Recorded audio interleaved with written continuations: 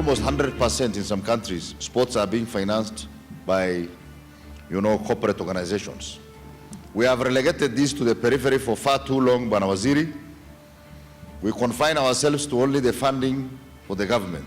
So I want to urge federations also to up their game in terms of trying to mobilize funding outside the scope of what is being provided by the government.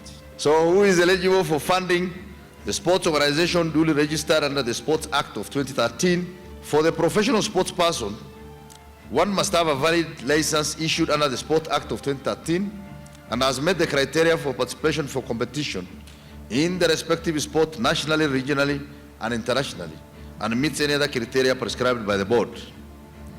For a government implementing agency, it must have been established by legislation through some act of parliament somewhere as an annual work program aligned to the strategic plan of the agency and the medium-term plan approved by the governing body of the government implementing agency. In the manual, we have a checklist as a fund to check when you apply for this funding. You have to have a name, an address, and a physical location of the applicant. We don't fund anonymous entities. Name and address of the current office holders, chairperson, vice chairperson, secretary general, treasurer, and chief executive officer. Then state the name of the program or the project. Whatever activity that you are submitting, has it been captured in your operational plan?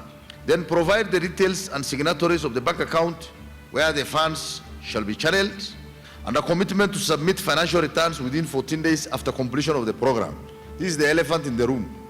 You get funded this month, next month, you just come and make requests for new funding without necessarily making returns for the money that has been disbursed to you. This time round, any federation that has been funded previously, that has not submitted returns, I'm not going to process any payment. No returns, no funding. We don't just give you money.